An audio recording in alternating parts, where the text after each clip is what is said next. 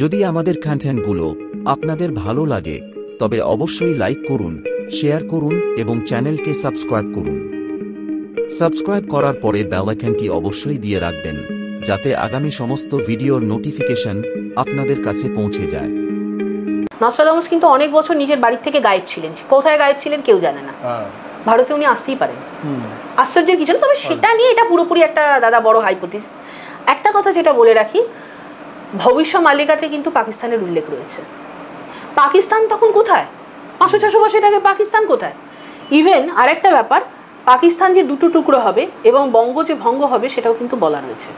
এবং বাংলাদেশের ভবিষ্যৎ কিন্তু বলা রয়েছে আমাদের, এবং কিন্তু সেইভাবেই চলছে যে বঙ্গতে যে অভ্যন্তরীণ যে চলছে ডামাডোল, হ্যাঁ সেটা ভবিষ্য মালিকাতে বলা রয়েছে।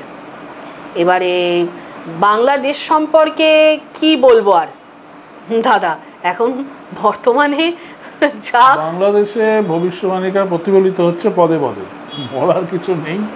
এটা হ্যাঁ, বাংলাদেশে একজন বলা রয়েছে যে বাংলাদেশে এরকমভাবে অভ্যুত্থান ঘটবে বারংবার, এবং বাংলাদেশের ভবিষ্যৎ কিন্তু ভারতের সাথে কি মিশবে? উত্তর না। পরিণতি কি খারাপ হবে? উত্তর হ্যাঁ। এর চাইতে বেশি বড় ভারতের সাথে মিশবে মানে মেশার আগে নিজে মিশে যাবে মাটিতে, কিছুটা তাই। হ্যাঁ, মাটিতে মিশে কিছুটা তাই। হ্যাঁ, মাটিতে মিশে গিয়ে তারপরে বাধ্য হবে মিশতে, কারণ তখন তো আর ভারত ছাড়া বাঁচানো কেউ নেই। তখন বাধ্য হবে, সেই পরিস্থিতি ওরা নিজেরাই তৈরি করবে। নিজেরা মানে কি, এটা তো অতি প্রাকৃতিক খেলা একটা, মানে গড মাস্টার প্ল্যান হতেই হতো। এই যেগুলো হচ্ছে সেগুলো হতেই হতো। এবং আমিও আপনার সঙ্গে একমত যে আমারও মনে হচ্ছে যে একটা কোনো ভবিষ্যমালিকা, দেখুন আমি তো পড়িনি, আমি জানি না, আপনার মুখ থেকে শুনছি। আপনি তো নস্ট্রাডামুস নিয়ে তো পড়াশোনা করেছেন। হ্যাঁ করেছি, কিন্তু যাই হোক, কিন্তু আমার যেটা মনে হচ্ছে একটা অদৃশ্য শক্তি তার নিজের নিয়মে কিন্তু আমাদের টেনে নিয়ে চলেছে, এবং সেটারই ইঙ্গিত হয়তো ভবিষ্যমালিকা দিয়েছে। তো যাই হোক, ভবিষ্যমালিকা নিয়ে এরপরে দেখবেন আরও বিদেশে, এখন তো বিদেশে হয়তো সেইভাবে পৌঁছালেও সেইভাবে এখনো ওদের না না না না না না আপনি যে ইয়েতে যান না, রাশিয়ানরা চুরি করার চেষ্টা করেছিল। হ্যাঁ, রাশিয়ানরা করেছিল। আমি বলছি এই এখন যে প্রপাগান্ডাটা ভারতের মাটিতে হচ্ছে, হ্যাঁ ফেক প্রপাগান্ডা একটা তৈরি, সেটা কিন্তু এরপরে বিদেশের মাটিতে শুরু হবে। ইভেন সবাই তো কি করেন বলুন তো, অচ্যুতানন্দের নেমাল গাদিতে গিয়ে ঘুরে এলো। যশবন্ত দাসের গাদিও কিন্তু রয়েছে এবং সেখানেও কিন্তু মালিকার মানে প্রোটেক্টর রয়েছে প্রচুর। জাপানিরা ওইখানে পৌঁছে গেছে, ভেবে দেখুন। এবার বলুন। হ্যাঁ, ব্যাপারটা হচ্ছে জাপান, দেখুন জাপান তো আমাদেরই অংশ, চীন জাপান এগুলো এরা তো পৌঁছাবে, এরা সব জানে। কিন্তু জাপান কিন্তু যখন পৌঁছেছে সব কিছু খোঁজখবর নিয়েই সে পৌঁছেছে, এবং সে কিন্তু একটা কোনো একটা বিগ তার একটা প্ল্যান আছে, সেটা সে এখন বলছে না কেন এসছে। এখন ভারতবর্ষ, আপনি এটা বলছেন যে সরকার অ্যাকচুয়ালি এটার কোনো দায় নেয় না, পারলে এটাকে বন্ধ করে দেবে। ঘটনাটা ঠিকই, কারণ এখানে যে কথাবার্তাগুলো বলা হয়েছে তাতে তো সরকার এতে খুব একটা আশাপ্রদ হওয়ার কোনো ব্যাপার নেই। না না না না, বরং ওই ভবিষ্যৎবাণীকার প্রত্যেকটা ছাত্রছাত্রী যা বলা হয়েছে, হয়তো মানে সরকার সেটা বাধ্য হবে, কিন্তু এই ঘটনাটা করবে তারা, মানে এই জিনিসটা হবে, এটা কিছু করার নেই। আর যেটা বাংলাদেশের কথা বলছেন, সেটা তো আমার মনে হয় এগুলো বলার দরকার নেই, কারণ আপনি বলেছেন। মানে সত্যি কথা বলতে বাংলাদেশটা খরচার কাতায় যাবে, মানে লিটারেলি খরচার কাতায় যাবে না, চলে গেছে সেটা ব্যাপার। হ্যাঁ, চলে গেছে তো আজ থেকে ধরুন 30-40 বছর। সে তো গেছে, এখন আরো ভালো করে যাবে, যেটুকু আছে উচ্ছিষ্ট আর কি।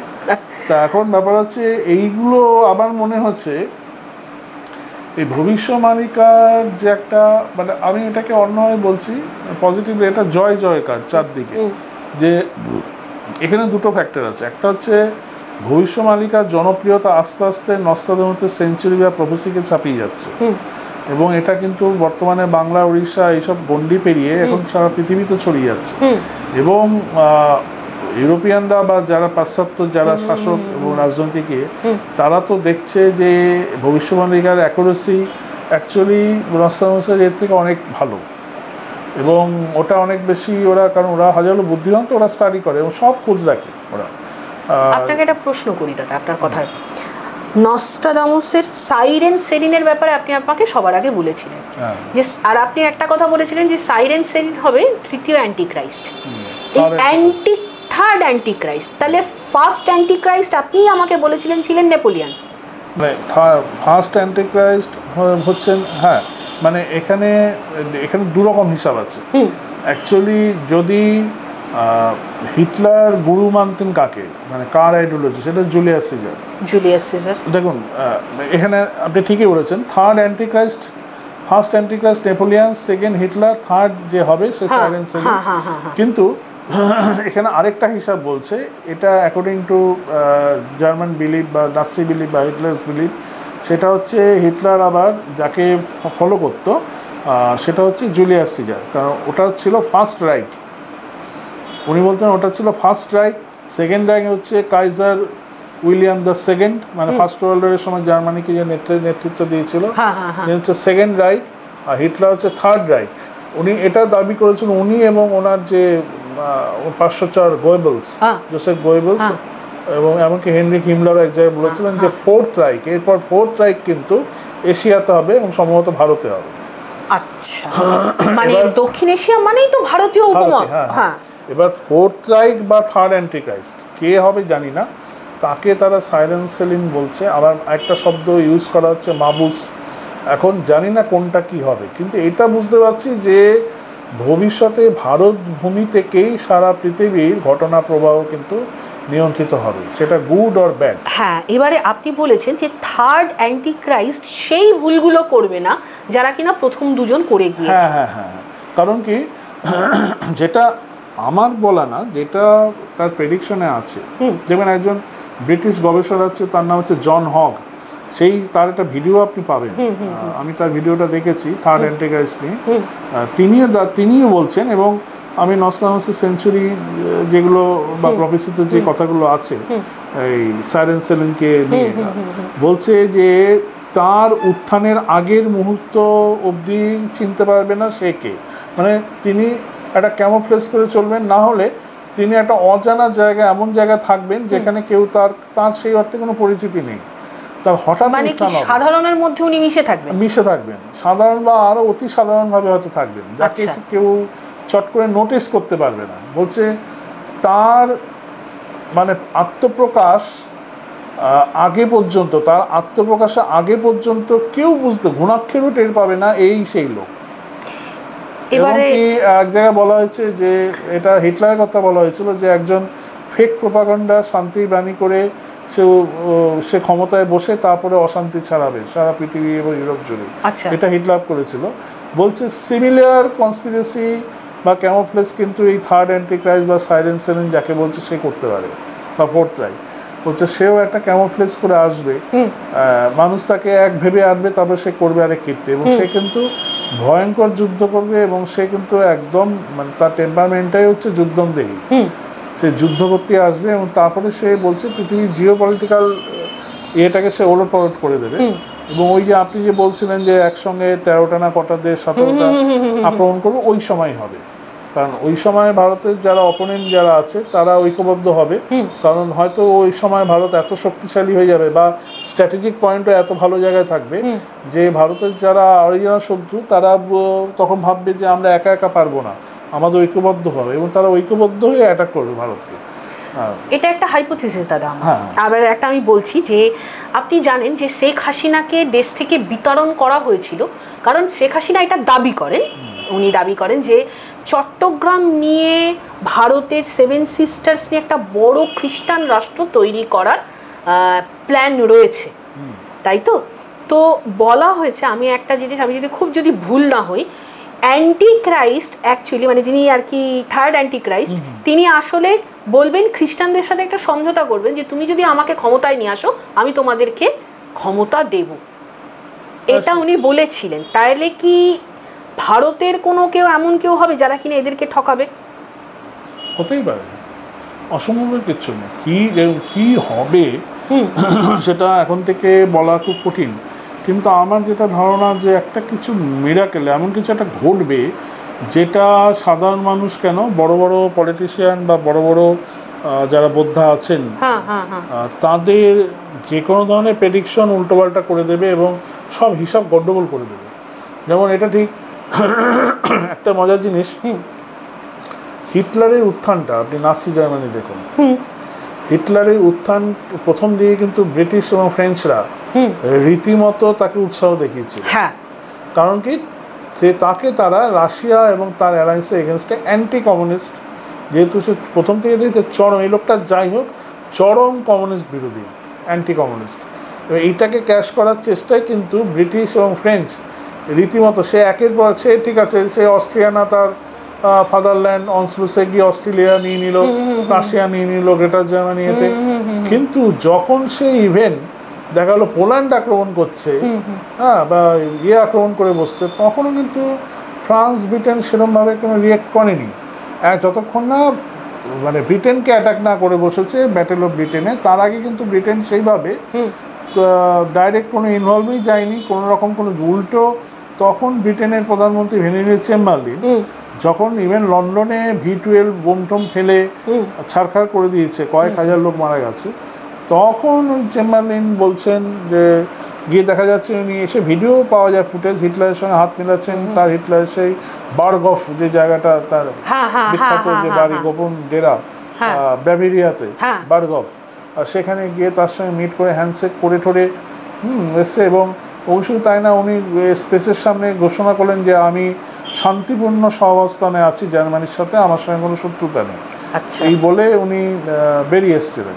পরে অবশ্য জানা যায় তিনিও জাতিতে জার্মান, সেগুলো আলাদা কথা, কিন্তু দেখা যাচ্ছে এনিহাও প্রথম দিকে কিন্তু হিটলার এবং নাৎসি জার্মানিকে সবাই কিন্তু উল্টো এই ফ্রান্স থেকে রাশিয়া থেকে ইংল্যান্ড এরা কিন্তু রীতিমতো মানে প্রশ্রয় দিয়েছে, যতদিন না পর্যন্ত চেক রিপাবলিক দখল করার পর তারপরে ঘুরে ইংলিশ চ্যানেল দিয়ে ব্রিটেন অ্যাটাক করেছে, ততদিন এরা কিচ্ছু করেনি।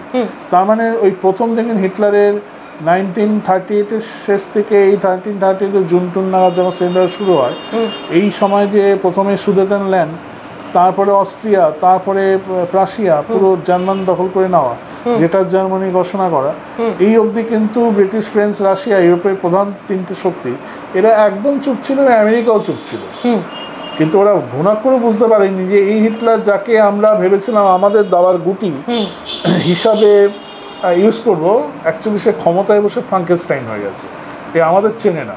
এবার তার মধ্যে অলরেডি সব এর তো দিয়ে দিয়েছে, হিটলারের তো সব ওয়েপনিং সিস্টেম চলে এসছে, তারা ডেভেলপ করে ফেলেছে, এবং এইরকম হয়তো সিমিলার কিছু এমন কিছু ঘটবে ভারতবর্ষের বুকে, আমি জানি না সে কে হবে, সাইলেন্ট সেলিন হবে, মামুস হবে, বা আপনার কথায় বলভদ্র হবে, জানি না, কিন্তু এরকম কিছু একটা হবে যেটা মানে সব কিছু অগ্রিম যা কিছু ছক বা চিন্তাধারা আমাদের যা কিছু অ্যাসেসমেন্ট আছে তা ওলট পালট করে দেবে। এবারে একটা ছোট্ট একটা ইয়ে করে দিই, দেখুন আলোচনা কোথা থেকে কোথায় যায়। আর্মাগেডন, এটা তো আর্মাগেডন তো আমাদের বাইবেলের একটি বিখ্যাত চরিত্র, মানে আমাদের হিন্দু ধর্মে যেরকম কল্কি অবতার সেরকম আর্মাগেডন। এবারে বলা হয়েছে আর্মাগেডনের উত্থান হবে খ্রিস্টের জন্মের 2000 বছর পরে, এবং সেটা কোথায় হবে, বর্তমানে যেটা জেরুজালেম। আপনি দেখুন কতখানি প্ল্যান, মানে এটা জোর করে প্ল্যান, ইসরায়েলকে কিন্তু ওই ভূমিটা দিয়ে দেওয়া হলো। তার মানে এবার দিয়েছে কারা, ইসরায়েলকে কারা দিয়েছে, রথচাইল্ড ফান্ডিং করেছিল, ফান্ডিং করে সেটা ইসরায়েলকে সেই ভূমিটা দিয়ে দেওয়া হলো। তো এবার ব্যাপার হচ্ছে আর্মাগেডনই বলুন বা এই মাবুসি বলুন, একটা টার্মস আছে আর্মাগেডন ছাড়া ডুমসডে, বা জাজমেন্ট ডে, শেষ বিচারের দিন, শেষ বিচারের দিন। তার মানে আমরা একটা পরিণতির দিকে এগোচ্ছি না, একদম। আমরা কিন্তু মোটামুটি যা বুঝতে পারছি, শুধু জিওপলিটিক্যাল না, এখন জিওগ্রাফিক্যাল যা পরিস্থিতি হচ্ছে, আপনি তো জানেন এই বিশ্বায়নের উষ্ণায়ন এবং তার সঙ্গে যে প্রকৃতির যে ভারসাম্য, সব দিক দিয়ে কিন্তু একটা অশনি সংকট দেখা যাচ্ছে। যুদ্ধ, প্রাকৃতিক দুর্যোগ, সব দিক দিয়েই মনে হচ্ছে এটা একই সঙ্গে একটা আঘাত ভারতভূমির ওপর এবং বিশ্বের ওপর এসে পড়বে। তারপর কি হবে সেটা সত্যি আমাদের হাতে নাই, সেটা আপনি কিছুটা জানেন, যেহেতু আপনি ভবিষ্যৎবাণিকা ঘাটেন, সেখানে হয়তো কোনো ইঙ্গিত দেওয়া আছে, কিন্তু আমাদের হাতে এখন পর্যন্ত এইটুকুই আছে। একটা জিনিস আমি ক্লিয়ার করে দিই দাদা, আমি কিন্তু আমি কেন, কেউই সেরকমভাবে কিন্তু মালিকা চোখে দেখেনি। যারা দেখেছে, যারা মালিকার রিসার্চার, তাদের কয়েকজনের সাথে আমার আলাপ রয়েছে, কথা রয়েছে, অবভিয়াসলি তাই। বেদ, হ্যাঁ, কজন অরিজিনাল বেদ পড়েছে? না না না, ইভেন করে কজন অরিজিনাল মহাভারত রামায়ণ পড়েছে? আমি এটা অনস্ক্রিন এই কারণেই বলছি, কারণ যারা এটা দাবি করে না যে আমি অচ্যুতানন্দের গাড়িতে গেছি, আমি ওখানে বসে বসে ছুঁয়ে, না না দাদা না, ও তারা আপনাদেরকে ঠকাচ্ছে। তারা একদম জানবেন তাদের বই কেনা মানে আপনাদের সে কটা পয়সা নষ্ট। ওর চাইতে বেশি ভালো তো ওই রাস্তায় কার্ড নিয়ে বসে থাকে তোতা পাখি, তাই সে বলে দেবে। এবং এটা এখন ট্রেন্ড। আর কিছুদিন আগে পর্যন্ত আপনি জানেন, আপনি নিজেই বলেছেন, আপনি গল্পটা ওই যে কেউ নিজেকে কলকি ঠলকি এসব পড়ে ঠোরে কলকি অবতার, এই একটা অদ্ভুত একটা মানে আমি দেখছি একটা ক্লাইমেট কিন্তু তৈরি হয়েছে, যেটা খুব বিপজ্জনক আমাদের সমাজের জন্য। মানে আগে কি ছিল, একটা মিথ ছোটবেলাতে দেখতাম, যেই মিথের জন্য হিন্দু সমাজ এবং ভারতীয় সমাজে বিরাট ক্ষতি হয়েছে, যে আমরা অপদার্থ হয়ে থাকবো, বিদেশের লাঠিঝাঁটা খাবো। হঠাৎ আকাশ থেকে সুদর্শন চক্র নিয়ে কোনো একজন অবতার নেমে আসবেন, এসে সব ঠিক করে দেবেন, আর আমরা জানলা বন্ধ করে সব খাটের তলায় লুকিয়ে থাকবো। পরের দিন সকালে দেবো আকাশ পরিষ্কার, মেঘ কেটে গেছে, জানলা খুলে আমি আমার গাড়িটি বার করবো, বউকে নিয়ে আমি সুন্দর করে যাব, মার্কেটিং করব, খাবো দাবো, ঘুরবো, শান্তি। তো এই যে কনসেপ্টটা আমাদের ছিল, এইবার এখন কি হচ্ছে, এখন আর এই কনসেপ্টটা বাজারে চলছে না। এখন এমন দেখছে জিও পলিটিক্যাল, এই বাংলাদেশ বলুন, পাকিস্তান বলুন, এই সিরিয়া বলুন, প্যালেস্টাইন বলুন, এমন হচ্ছে এই সুখের এটা মিথ্যা ভারতীয় হিন্দুদের মধ্যে আর খাচ্ছে না। এখন আমার একটা নতুন ইত আসছে, না ওরম না, সুদর্শন চক্রটা ওটা আমি হব, আমি দেখবো না, আমি নিজেই সুদর্শন চক্র নিয়ে নামবো, মানে আমি স্বয়ং কলকি, আকাশ থেকে আমি নামবো, নেমে সব ঠিক করে দেবো, দিয়ে তারপর আমি পরের দিন বউকে নিয়ে আমি ঘুরতে যাবো, বেড়াতে যাবো। এরকম একটা অদ্ভুত ধরনের একটা হাঁসঝাড়ের জগা খিচুড়ি ন্যারেটিভ আমাদের এই অপদার্থ হিন্দু সমাজ, আমি কথাটা বলতে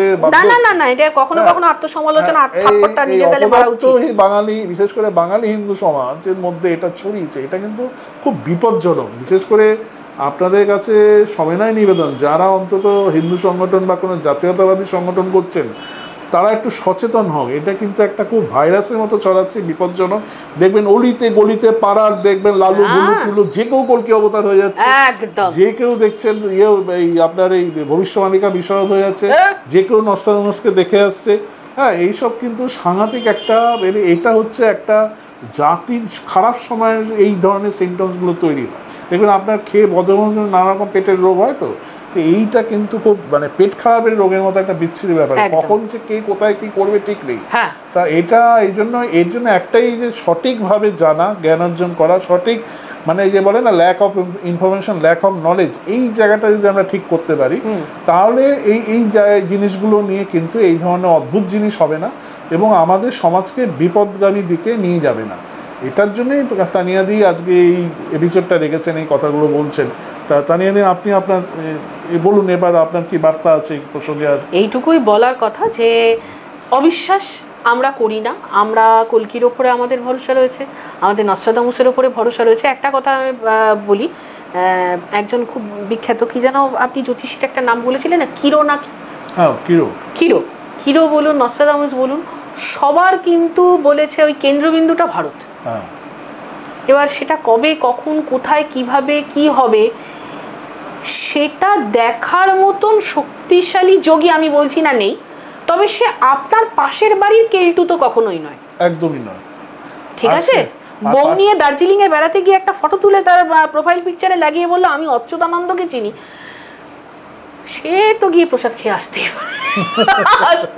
পারে, কিন্তু কিছু বলার নেই আমার। তাদেরকে তাদের সদ্বুদ্ধি হোক, আপনারা সবাই ভালো থাকুন, এটুকু বলবো। চোখ কান খোলা রাখুন, কলকি অবতারকে দেখবার জন্য না, যে সমস্ত অবতারগুলো চতুর্দিকে ধ্বংস করে বেড়াচ্ছে না, আর আমাদের মা বোনেদের রিফিউজি ক্যাম্পে পাঠাচ্ছে, তাদেরকে একটু চোখ খুলে দেখতে পারেন। কলকি অবতার দেখবার কোনো দরকার নেই। সাবধানে থাকুন। আর ভিডিওটা কেমন লাগলো অতি অবশ্যই জানাবেন, কমেন্ট করবেন, ভালো লাগলে সাবস্ক্রাইব করবেন, আর ভিডিও নোটিফিকেশান পাওয়ার জন্য একটা বেল আইকন চেপে দেবেন। নমস্কার।